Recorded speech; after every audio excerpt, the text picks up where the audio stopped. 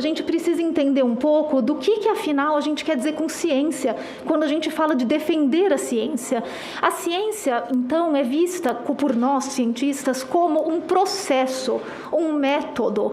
É um processo de investigação da realidade, que pressupõe a nossa capacidade de mudar de ideia diante de novas evidências, desde que essas evidências sejam robustas, e da crítica dos nossos pares quando apontam alguma falha metodológica, algum erro no nosso trabalho.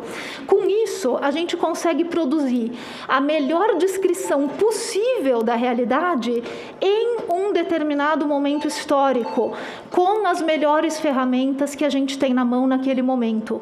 O momento histórico, político, social, econômico pode mudar.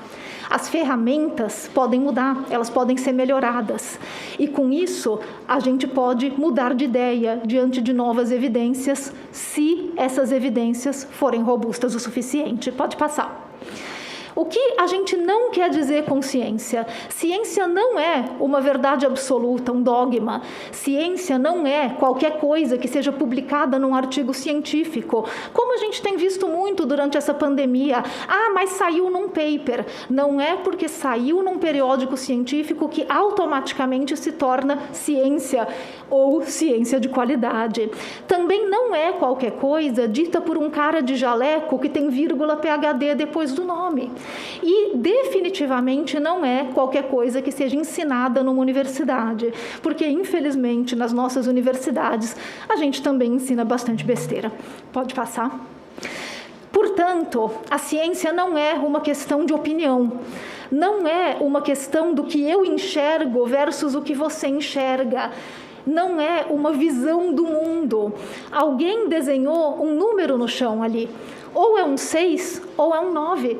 Não é como eu vejo, é o que desenharam no chão. E para descobrir o que desenharam no chão, a gente usa um método. Esse método se chama método científico. É um processo investigativo que vai investigar para descobrir que número, afinal, está no chão. É um 6 ou é um 9. Não é uma questão de desrespeitar a opinião alheia. É questão que a ciência funciona buscando os fatos. E o fato é que ou é um 6 ou é um 9. Não dá para ser os dois. Pode passar.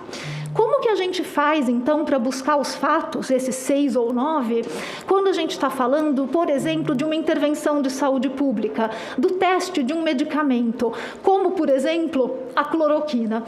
Vou usar a cloroquina como exemplo porque, infelizmente, ela causa muita confusão no nosso país até hoje. Então, vamos avaliar como que a gente faz o 6 ou o 9 da cloroquina.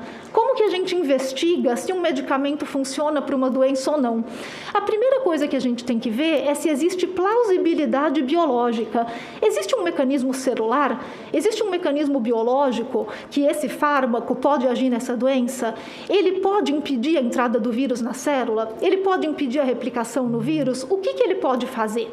No caso da cloroquina, infelizmente, ela nunca teve plausibilidade biológica para funcionar.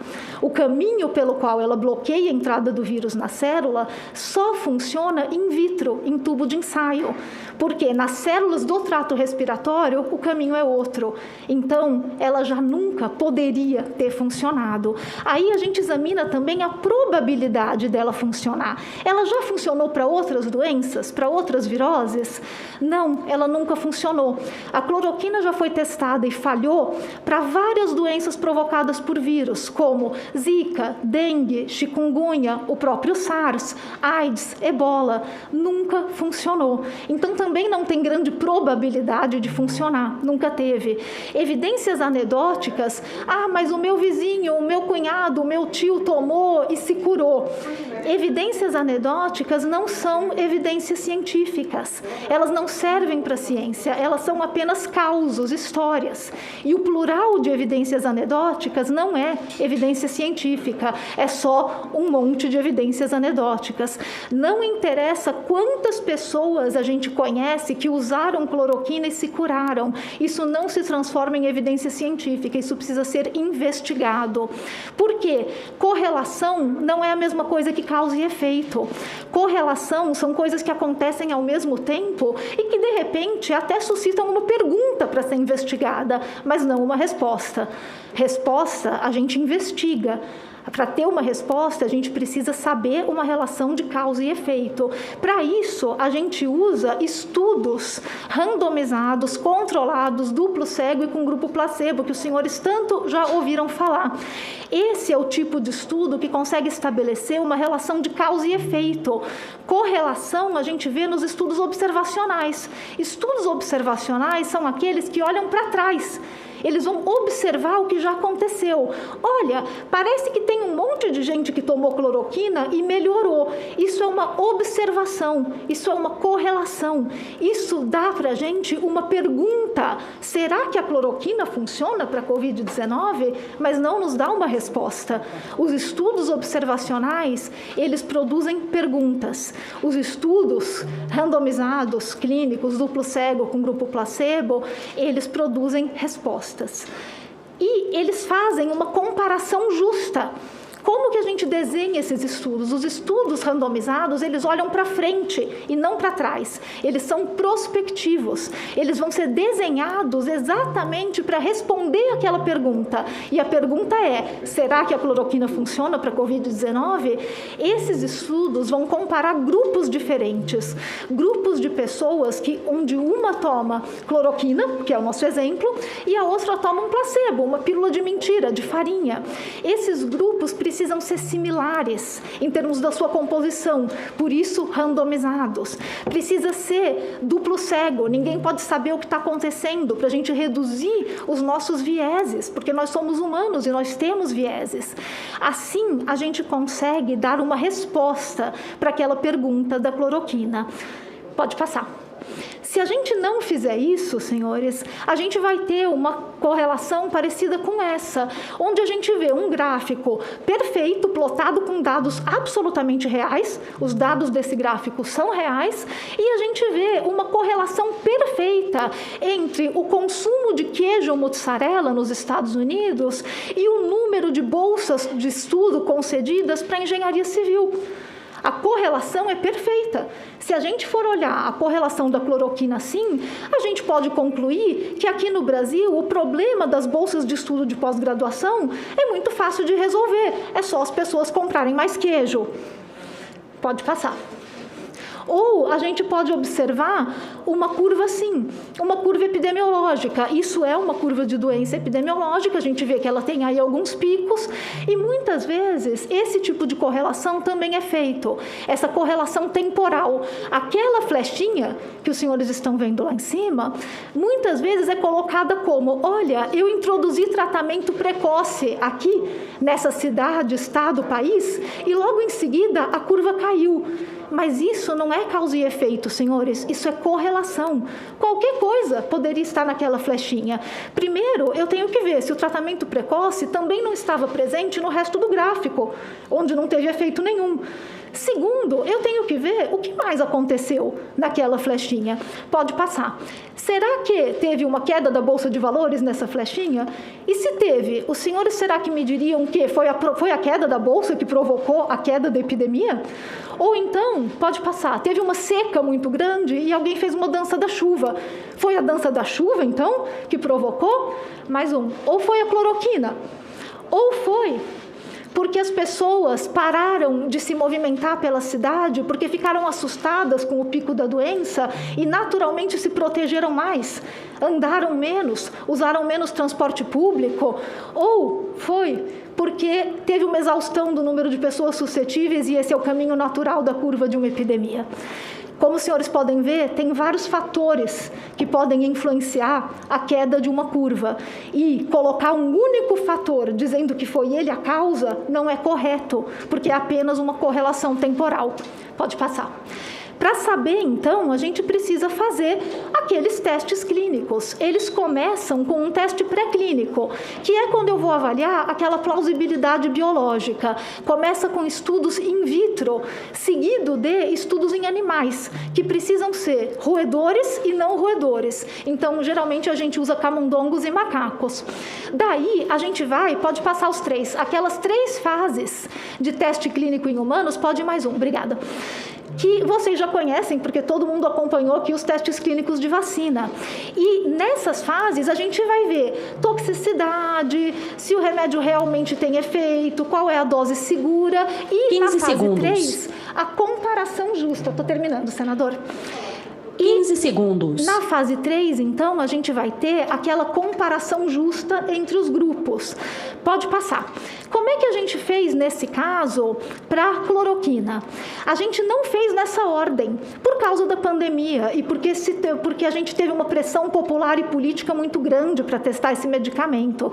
Se tivesse feito na ordem, já teria parado ali nos pré-clínicos, porque a cloroquina não tinha plausibilidade biológica e nunca funcionou nos testes em animais. Mas como existiu uma pressão popular muito grande, acabaram sendo feitos vários estudos. O primeiro foi aquele... Opa, volta um pouquinho, por favor. Aí.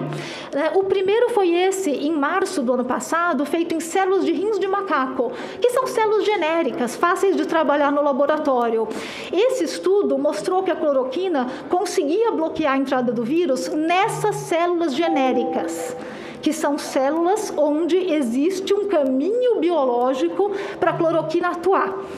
E esse caminho, ele não se concretiza em células do sistema respiratório. A cloroquina só funciona em tubo de ensaio, em células genéricas. Por isso que ela nunca funcionou em modelo animal e nem em humanos. Pode passar. Em seguida, a gente teve aqui no Brasil o famoso estudo de Manaus, que foi um estudo de segurança e de definição de dose, onde eles testaram uma dose baixa e uma dose alta para a cloroquina. E o que eles perceberam? Que a dose alta era perigosa e a dose baixa não funcionava. Só esse estudo já foi suficiente para que vários países acendessem um alerta de opa, parece que esse negócio não funciona. Em seguida, a gente teve um estudo muito bom feito por um grupo alemão bastante experiente com coronavírus, que estudou justamente as células específicas, não mais as células genéricas de macaco, mas as células do trato respiratório humano, e viu que realmente nessas células a cloroquina não funciona, porque a entrada do vírus que ela bloqueia não é a mesma entrada que o vírus usa nas células respiratórias humanas. O vírus, nas nossas células, usa outro caminho, um caminho para o qual a cloroquina não faz nem cosquinha. E daí a gente vê que a cloroquina nunca poderia ter funcionado em humanos. Pode passar.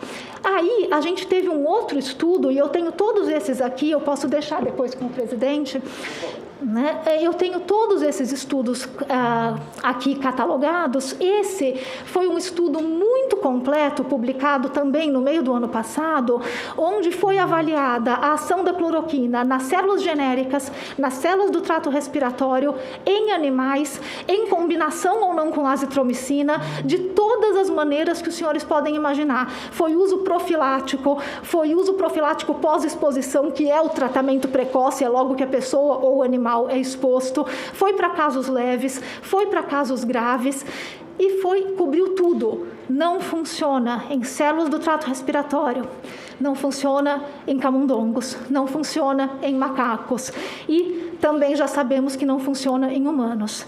Senhores, a cloroquina já foi testada em tudo. A gente testou em animais, a gente testou em humanos. A gente só não testou em emas porque as emas fugiram, mas no resto a gente testou em tudo. E não funcionou. Pode passar, por favor.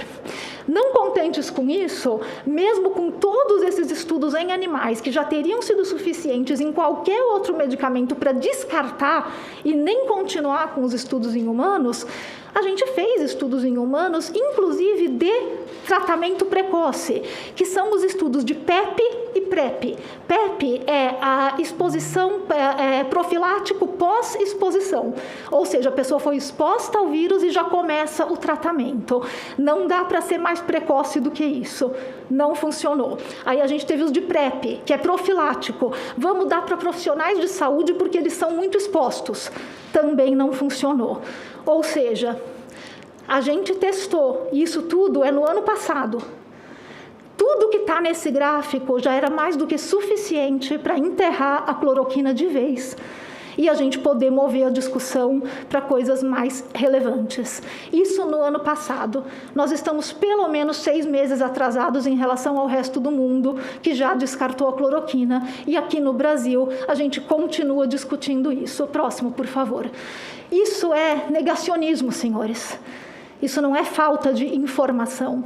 Negar a ciência e usar esse negacionismo em políticas públicas não é falta de informação, é uma mentira. E no caso triste do Brasil, é uma mentira orquestrada pelo governo federal e pelo Ministério da Saúde. E essa mentira mata, porque ela leva pessoas a comportamentos irracionais que não são baseados em ciência. E isso não é só para a cloroquina aqui é apenas um exemplo. Isso serve para uso de máscaras, isso serve para distanciamento social, isso serve para compra de vacinas que não foi feita em tempo para proteger a nossa população. Esse negacionismo da ciência, perpetuado pelo próprio governo, mata. Deixo os senhores com um trecho de um texto que eu publiquei no jornal O Globo. Não se trata de ignorância inocente. É mentir em nome de uma agenda política ou ideológica, ou de encontrar desculpas para não fazer nada. Quando Jair Bolsonaro nega a pandemia, nega a ciência e nega o direito à vida dos brasileiros, ele nega consensos científicos e nega direitos humanos. Mente. Negacionismo é a propagação intencional da mentira. E nós não devemos nunca permitir que negacionistas ocupem posições de poder. Muito obrigada.